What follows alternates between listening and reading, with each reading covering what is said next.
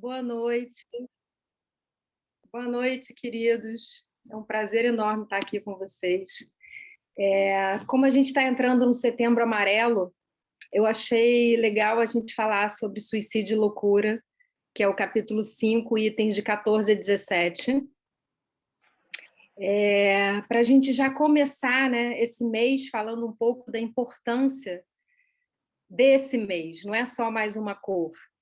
Eu já ouvi pessoas falando assim, todo mês agora tem uma cor diferente para lembrar uma coisa diferente, como se fosse uma moda, né? E, no fundo, se é para pegar, que seja moda, então, né? Que seja.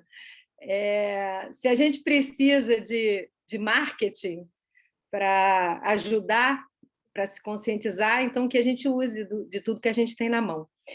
Mas por que a gente vai falar de suicídio e loucura? Primeiro porque os índices de suicídio, não só depois da pandemia, né, já vinha aumentando muito, isso já era um alerta, né, das organizações de saúde, do mundo todo, já era uma coisa que eu lembro que a gente chegou a fazer uma palestra dessa aí presencial na, na Aliança, há um tempo atrás, mas o que mais me impressiona, assim, o que mais me impressiona não, eu vou dizer para vocês assim, o que mais me assusta é que eu vejo crescer um índice muito grande de suicídio ou de potenciais suicidas entre os espíritas.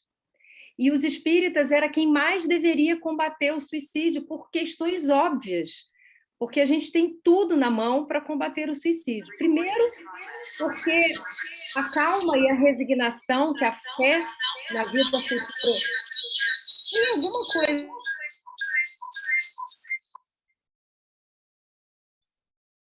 Desculpa, eu apaguei seu microfone sem querer, porque duas pessoas entraram com o microfone ligado. Glaucia está entrando com o microfone ligado, Glaucia.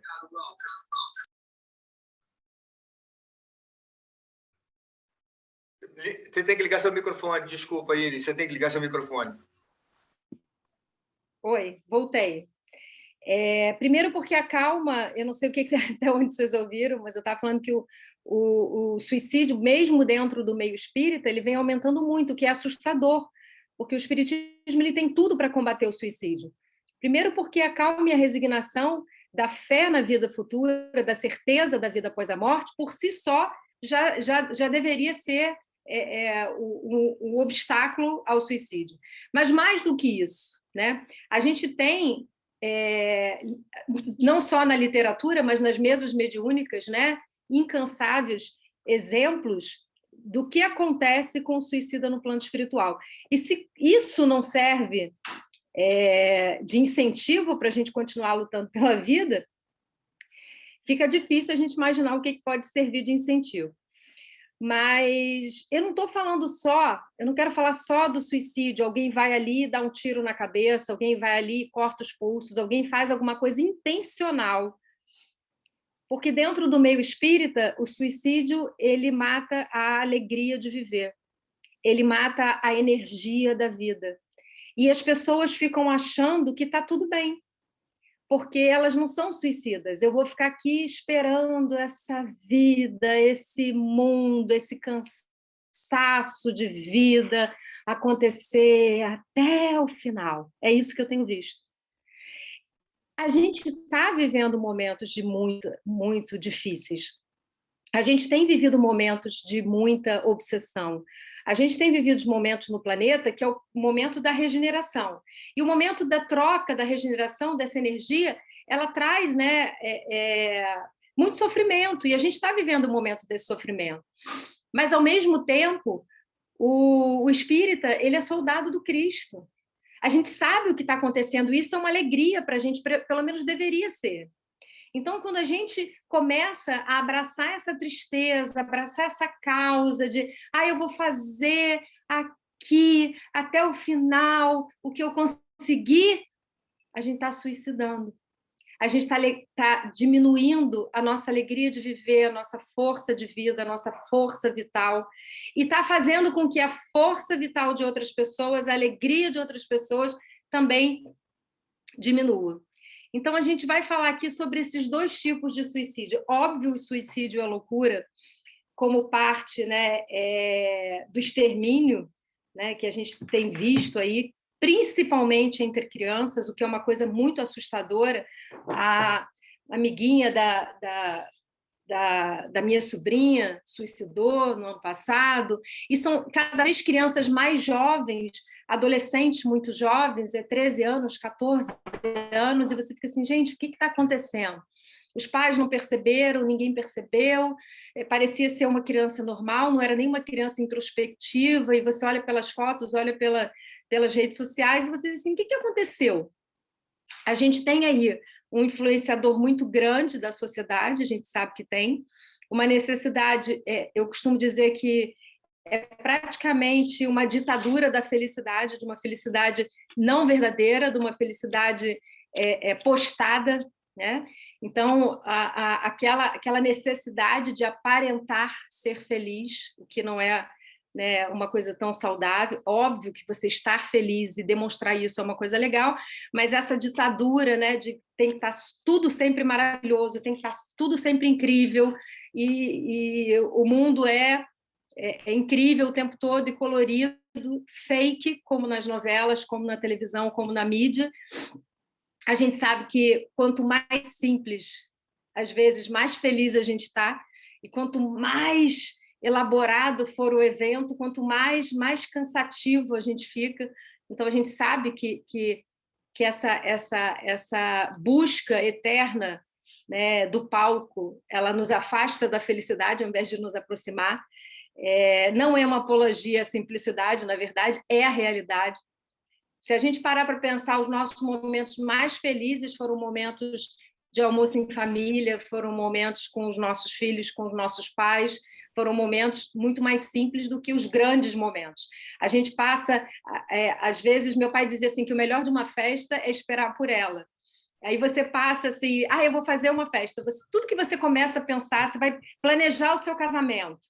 Vai ser o dia mais feliz da minha vida. Aí você começa a olhar convite, começa a olhar vestido de noiva. Tudo aquilo é uma parte muito maior do que aquelas 4 horas que você vai estar ali pensando em estar linda para foto e sem prestar atenção em quem está ali. No fundo, tudo que você viveu esperando aquele dia foi mais importante do que o dia em si. Porque no dia você está nervoso, no dia você tem que agradar todo mundo, você tem que sorrir o tempo todo, você está com um sapato que te aperta para ficar bonito, né? Tem sempre alguma coisa te incomodando. E você tem que tirar as fotos perfeitas, e quando você olha, tem 1 hora, 2 horas de festa que você vai curtir ali no finalzinho. Nossa, e dá até um alívio às vezes que acabou e todo mundo vai embora e você olha, realizei meu sonho. Mas o teu sonho não era aquela festa. O teu sonho foi todo o planejamento, foi você planejar o teu dia de princesa, foi você escolher o teu vestido, foi você olhar vários vestidos. Então, o teu sonho foi todo o planejamento. A vida é isso. A vida é planejar a sua grande festa, o seu baile de debutante. A vida é planejar. E quando você sai do planejamento e você quer só viver, né, esse excesso de futuro gera uma crise de ansiedade muito grande, que é o que a gente tem visto na maioria da população. É o excesso de futuro. Eu quero tudo pronto, eu quero tudo agora. E essa juventude, ela está vivendo esse excesso de futuro e não tem mais planejamento. Quando tem um excesso de futuro muito grande, uma ansiedade muito grande, quando aquilo não acontece a jato, como nas redes sociais, porque é num clique, você nem espera mais para tirar as fotos e postar em casa. Você já está no evento fazendo check-in e postando. Olha aqui, olha aqui, olha aqui, olha aqui. E o evento está rolando e às vezes você nem percebeu que o evento rolou. Então, essa juventude, ela está vivendo muito, muito rápido. E é essa rapidez disso tudo, que é uma coisa... Olha só, a gente tem que tomar cuidado com algumas coisas, para a gente não parecer o retrógrado, aquilo que é o antigo, aquilo que é o ultrapassado. Não é isso. A gente é a favor da tecnologia, de tudo que vem, né? E a gente sabe que num planeta, os planetas... Até estava estudando isso com a minha turma, né? Os mundos felizes. Eu falei, olha, não sei se é exatamente assim, porque eu ainda não passei por lá ainda. Estou amargando aqui esse tempo com vocês. Mas o que tudo indica, né, pelo que o Evangelho nos fala, é que nesses mundos as coisas realmente são mais rápidas, são mais dinâmicas, o trabalho intelectual é praticamente o único trabalho que existe. E a gente vê isso, né? Cada vez mais os robôs tomando conta das atividades que seriam nossas, e a gente tem que estar sempre desenvolvendo mais alguma coisa para ter um espaço no mercado de trabalho. Por isso que a gente tem que desenvolver as duas asas, a asa do amor e a asa da inteligência, porque nesses mundos futuros, para a gente sobreviver, a gente vai precisar ter essa tecnologia desenvolvida e saber lidar com ela. Tudo isso a gente sabe e é a favor. Só que a gente tem que tomar cuidado disso não chegar antes da gente estar pronto para ela, sabe? Antes da gente não saber lidar com ela, antes da gente estar eufórico por uma coisa que não está acontecendo de verdade. Então, o que eu tenho visto muito é esse excesso de futuro. A gente teve uma onda muito grande de excesso de passado, e a gente chama excesso de passado de depressão. Por quê? Porque é a pessoa que está sempre ali querendo alguma coisa que foi ontem, algum momento que ela era feliz e não é hoje, alguma coisa, e ela está sempre ali esperando alguma coisa, e normalmente envolvida com a lentidão de uma coisa que não vai chegar, porque é o passado. E a crise de ansiedade, que é o excesso do futuro. Eu quero alguma coisa que ainda não chegou, eu quero alguma coisa que está lá na frente, eu quero agora, eu não quero esperar nada, eu não consigo... eu costumo dizer que essa juventude do futuro não consegue pensar numa plantação. Por quê? Porque até as próprias sementes, hoje eu peguei uma margarida, eu amo margarida, é a minha flor predileta. E aí toda hora eu ganho margarida, alguém me dá margarida. A minha segunda predileta é o girassol. Quando eu não ganho margarida, eu ganho girassol. E aí, eu sempre, depois que elas florescem, né, eu sempre corto, podo, boto ela num jarro maior e deixo ela florescer de novo. E ela demora muito para florescer, né? Ela não fica... Só que a maioria delas, quando floresce, elas demoram, só que elas florescem grandes. Sabe aquelas mini margaridazinhas que a gente compra, sabe? Quando ela floresce de novo, ela floresce grande. Ou seja, alguém coloca alguma coisa ali para ela florescer muito rápido e pequenininha, né? E fica aquele bando de margarida pequenininha. Só que a minha, quando floresce, igual uma que está lá em cima, podia até ter descido para mostrar para vocês. Tem uma folhagem enorme e uma flor enorme, gigante, que eu achei lindo, que está no tempo dela, no tempo que a margarida tem, que ela demorou para florescer.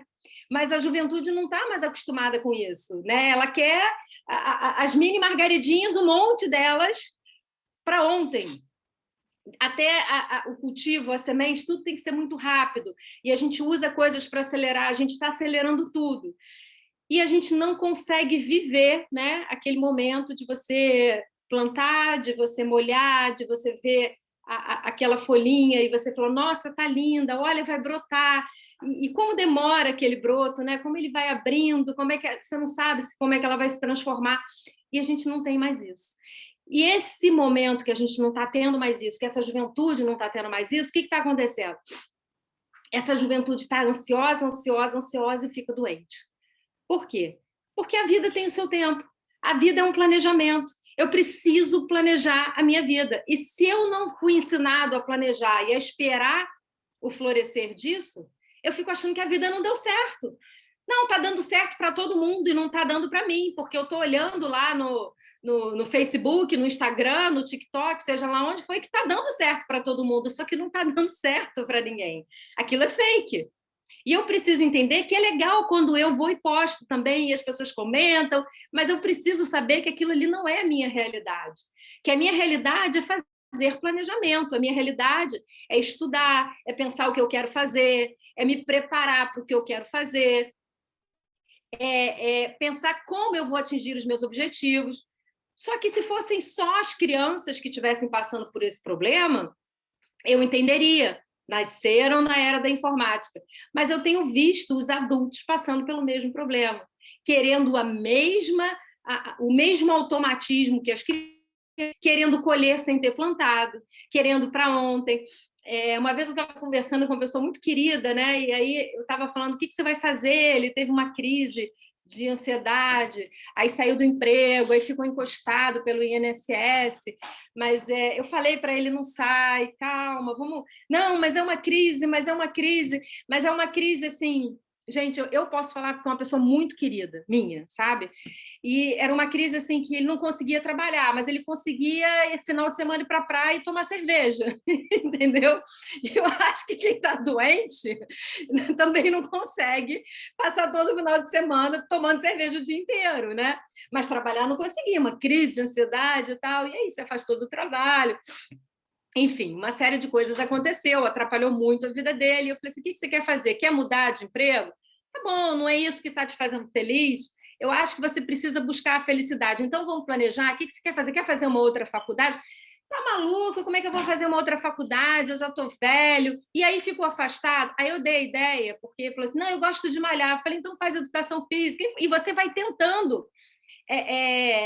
Porque eu falo assim, gente, olha, eu sou ótima para resolver a vida das pessoas, a minha eu não consigo, não, mas é bom resolver a vida dos outros, né? Vocês não acham, não? A gente tem sempre uma ideia ótima para alguém, né? É uma beleza, né? E aí eu falo assim, vai, né? Que é um mentor que está mandando, eu falo, se não der certo, tudo bem, se for para o bem, né?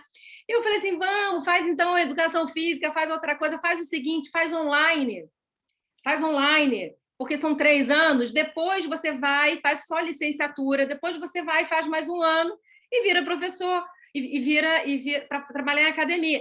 Eu não posso mais perder 2 anos da minha vida. Aí ficou 2 anos afastado do INSS. Quando tinha que voltar, eu falei assim, você já estava no último ano da faculdade, que você falou que não tinha tempo para fazer. Então, assim, até hoje, aí resolveu virar Uber, aí resolveu virar outra coisa. Mas o que eu digo? Ele virou para mim, por que eu contei essa história toda? Ele, não, sabe o que eu estou precisando? Eu estou precisando de um pá. Eu falei, o quê? Que é isso? É um pá, sabe? A gente ganhar um pá, é isso, é de um pá. E aí virou meme isso aqui em casa, sabe? Eu falei assim, gente, o que é um pá? A pessoa hoje quer um pá, sabe? É receber um dinheiro, é receber uma boa notícia, é mudar a vida da hora para outra num pá. E eu falei, amor, não existe pá, não existe show do milhão. E não existe para dinheiro, não existe para felicidade, não existe para o amor, não existe para nada. Não existe pá para nada. Existe pá para plantar, pegar areia e cavar. A pá só serve para isso. O pá não existe. Mas a gente está vivendo o pá. A gente está vivendo assim, eu quero alguma coisa, sabe, que mudou, que mude. E a gente está se permitindo isso. E a gente quer isso em tudo. E eu vou falar uma coisa, não é para causar polêmica, pelo amor de Deus, tá? A gente quer um pá na política. A gente quer um cara, a gente quer uma coisa, a gente quer um partido, a gente quer... Não existe. Não existe um pá para nada. O que existe é um esforço que a gente tem que fazer, incansável, para se transformar numa pessoa melhor, pedir a Jesus todo santo dia para iluminar Ismael, já que a gente está falando de política, né? Que em outubro a gente tem... Pedir a Jesus para iluminar Ismael, para nos iluminar, para que a gente possa chegar à melhor conclusão e a gente aceitar o que Jesus decidiu no final. Porque eu falo assim para a gente, eu vivo no Rio de Janeiro, acho que aqui a maioria está no Rio de Janeiro, porque agora, quando é online, tem muita gente de fora, né? Eu vivo num lugar perigoso, eu tenho medo de sair de casa. Eu falei, sabe por que você vive num lugar perigoso? Porque você não teve o direito de nascer num lugar calmo. Foi aqui que você teve o direito de nascer. Porque provavelmente você não é uma pessoa ruim, você não mata ninguém, não rouba ninguém, mas você fazia parte daquele pessoal que invadia as aldeias. Não matou ninguém, mas causou medo, causou desespero. E aí agora você vive aqui. Porque se você não precisasse viver aqui, você vivia na Suíça, você nascia na Suécia, você nascia na Noruega, você nascia num lugar que você não ia ter medo, que você ia ter outros problemas, mas não ia ter esse. Então, quando a gente para e pensa, eu preciso florescer aonde eu fui plantado, foi aqui. Eu preciso viver.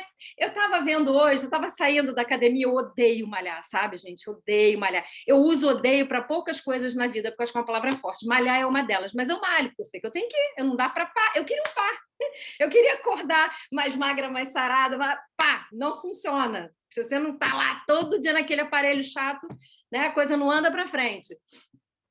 E mesmo estando, às vezes não anda, mas a gente vai para ter mobilidade. Eu falei, gente, eu preciso ser uma velhinha com mobilidade, eu nem quero mais ficar nada. Eu só quero ter mobilidade a essa altura do campeonato. Mas o que acontece? Eu saí da academia, eu tenho o benefício, né? Eu fui abençoada com uma academia que fica na beira de um lago, né? Maravilhoso ali, onde o pessoal pega a balsa para ir para a praia, um lugar lindíssimo. E todo dia eu saio e dou de cara com aquele lago. E eu dou de cara naquele lago com uma placa: cuidado, aqui tem jacaré. E tem mesmo. Inclusive, o rapaz que fazia a travessia da balsa, o barqueiro, estava sentado, o jacaré veio, mordeu a perna dele do nada, tirou um pedaço, foi uma coisa horrível, filmado ainda por cima. Então é perigoso, é lindo, todo mundo brinca, chama o jacaré de Chico, é maravilhoso, as crianças adoram, mas é um jacaré, não é um jacaré, tem outros jacarés, né? E é perigoso. E aí eu olhei vários patinhos nadando. Quando o patinho nadou, eu falei: caramba, o jacaré comeu ele. Aí o patinho levantou. Aí o patinho nadou e eu preocupada com os patos, né? E eu olhei para aquela lagoa e eu falei assim: gente, isso é a vida. O patinho, ele provavelmente sabe que tem jacaré naquela lagoa, mas ele só tem aquela lagoa. Então ele estava lá nadando, feliz da vida, não sei o que o jacaré estava fazendo, não sei do que ele estava se alimentando, onde é que ele estava. E aí umas garças vieram, nadaram, saíram, e é a vida selvagem. O pato, ele tem que ter um lugar para ficar, ele só tem aquela lagoa, com ou sem jacaré, é o que ele tem que fazer, ele estava lá feliz da vida. Nós somos esse pato.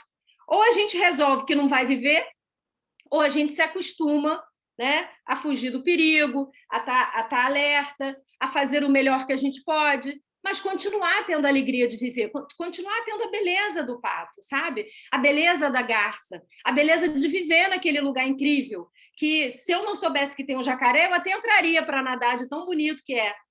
A gente está vivendo um momento onde a gente só olha o jacaré, é só o pior. A gente está o tempo inteiro olhando para o pior e querendo o pá que vai resolver a nossa vida. Não vai resolver. E é isso que está levando a gente ao suicídio, que está levando as pessoas ao suicídio e a gente ao suicídio da alegria, ao suicídio no dia a dia, sabe? Da nossa esperança, fazendo com que a gente cada vez mais acredite menos no futuro, menos no amanhã, menos no melhor e sempre acreditando no pior. Ah, eu não acredito mais na política. Ah, eu não acredito mais no sei o quê. Ah, eu não acredito na justiça. Ah, eu não acredito no ser humano. Caramba, você acredita em Deus? É o suficiente. Vai acontecer o que Deus quiser no final. E não adianta, porque pode pegar o pior político, o pior juiz, o pior de tudo. Se não for isso que Deus quiser, não é o que vai acontecer. Quantas pessoas sofrem acidente, recebem tiro e não sei o quê, e a pessoa está lá e fica viva, e o bolso, a linha do bolso, a moeda, salva a vida. Aquela criança que foi jogada não, que o carrinho caiu, pulou na linha do trem, pulou na outra linha e caiu do outro lado, no carrinho, e a criança estava lá. E vocês dizem: se alguém não acredita em Deus numa hora dessa, está na hora de começar, né? Não tem outra explicação para aquela criança sobreviver. Então, é isso que está faltando na nossa vida, gente. É essa fé, essa resignação, acreditar. Mas acreditar hoje é pouco, é ter fidelidade ao Pai. É lembrar o seguinte: caramba, eu tenho um Pai que é amor, poder, bondade, misericórdia. A minha vida está guiada em relação a isso. Eu tenho duas opções nessa vida.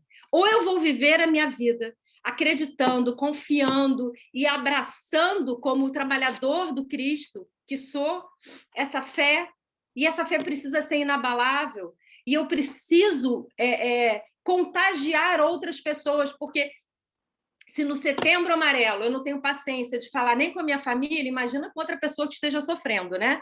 Eu, no máximo, boto: olha, se alguém precisar, me liga, mas aí quando olha ali na Bina, não atende, não adianta nada. A gente precisa demonstrar, atender, socorrer as pessoas. Mas a gente precisa fazer isso primeiro com a gente. Eu preciso estar feliz em viver. Eu preciso ter certeza que a vida é uma coisa boa. Eu preciso ter certeza, sabe? Que às vezes eu me pego... Eu tenho uma profissão que vocês sabem, né? Que eu digo que é karma. Se não fosse karma, eu iria para Barçanufo, não tinha feito a escrita de 2 lojas, né? Kardec não tinha fé, é karma. Só que uns se deram bem e eu estou aqui, me dei mal ainda. Não virei nada. Mas só pode ser uma profissão kármica, né? A gente está entre, né, um governo sempre ávido por receber e um contribuinte sempre ávido para não pagar. A gente está ali no meio de uma guerra fria, né?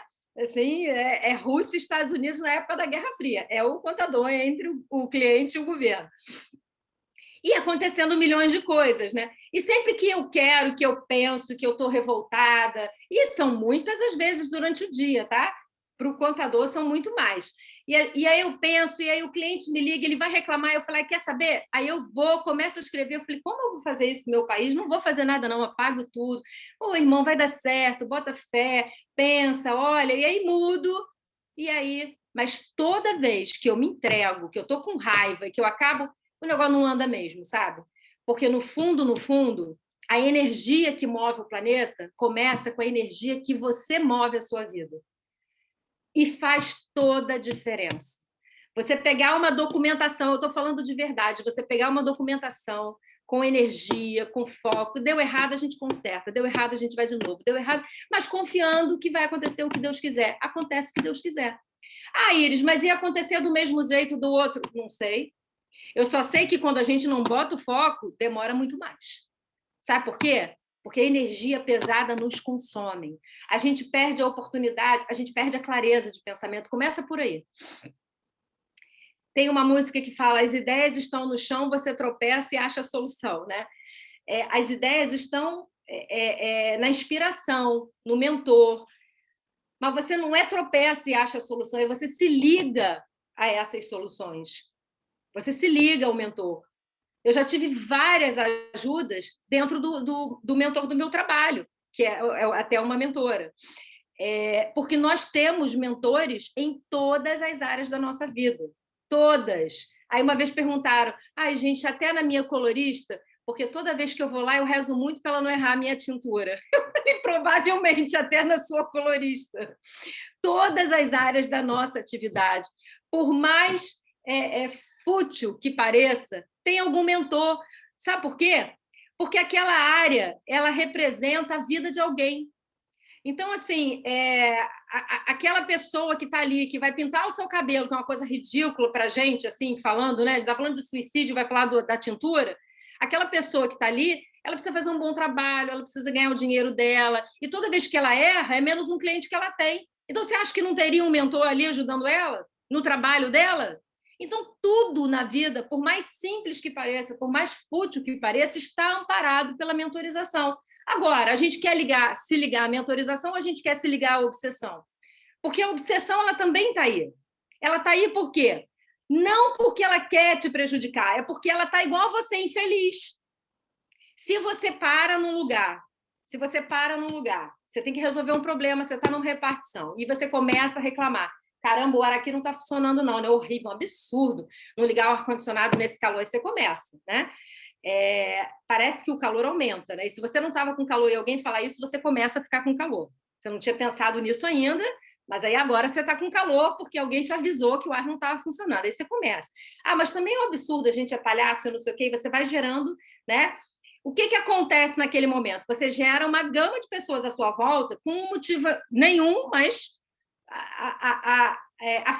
afinizando com você naquele bando de reclamação. E aí começa, aumenta. Aquela energia faz com que atinja quem ia resolver o seu problema, que está lá do outro lado, né?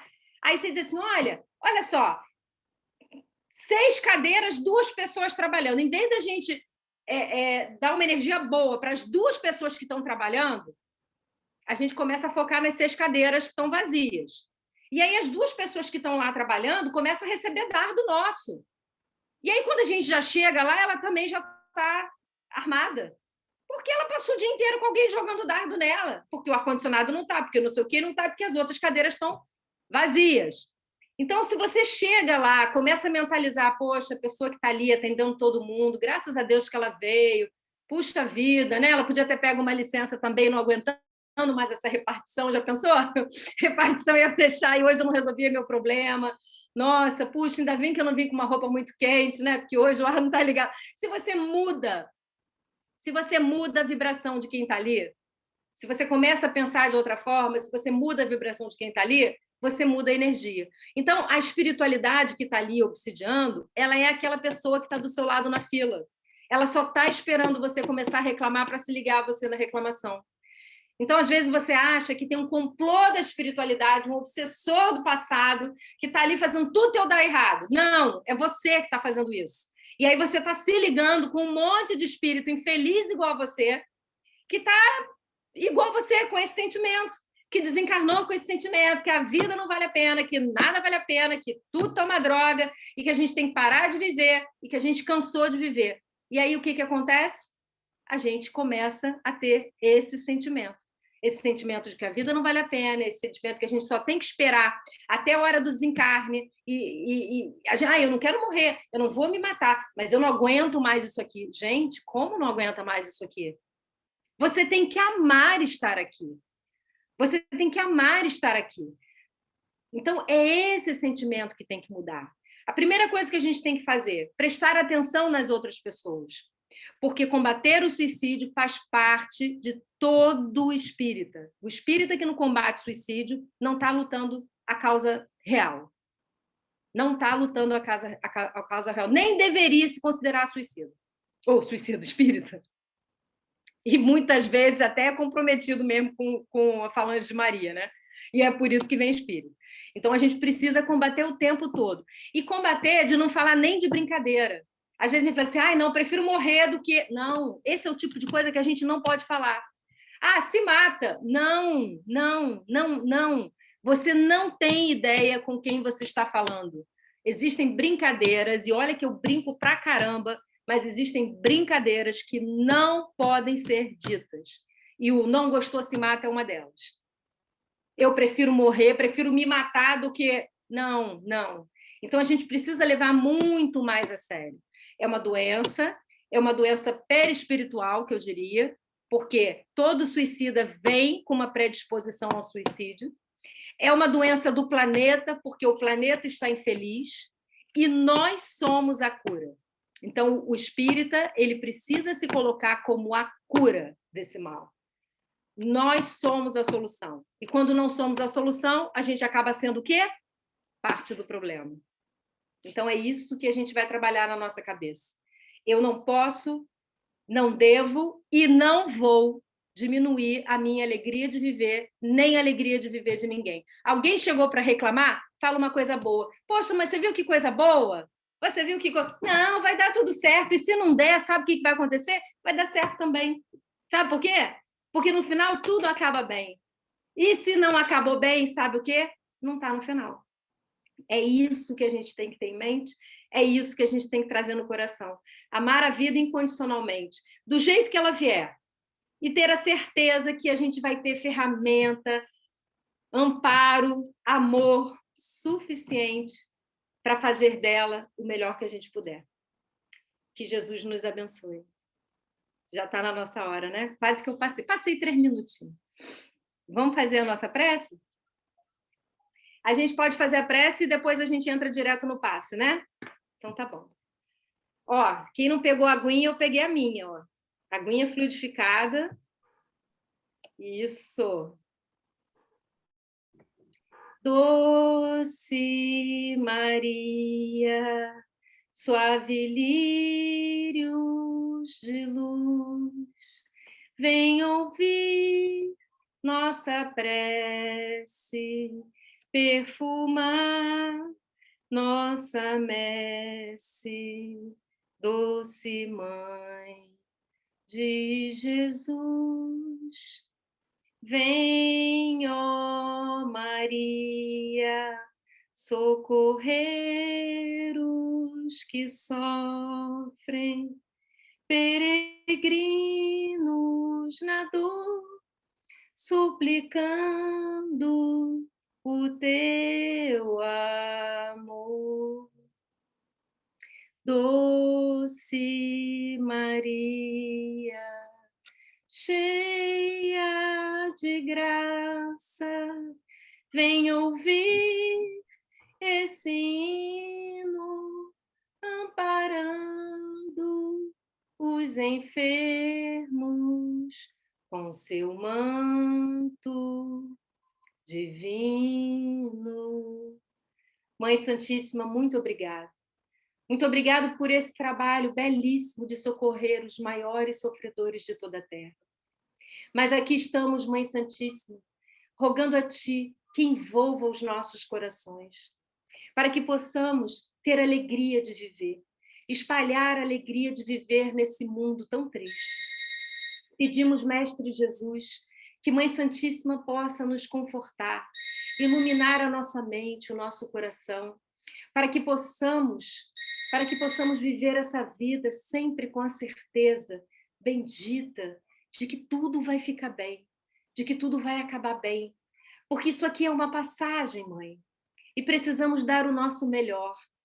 Pedimos ainda, Mãe Santíssima, que Tu possa iluminar todos aqueles que sofrem da ansiedade, aqueles que sofrem da depressão, aqueles que perderam a vontade de viver. Pedimos, Mestre Jesus, que Tu encaminhe Tua falange a todos aqueles de regiões de conflitos, na guerra, na Ucrânia, aos russos, os albaneses, o Afeganistão. Nossa, quantas crianças e quantas mulheres sofrem.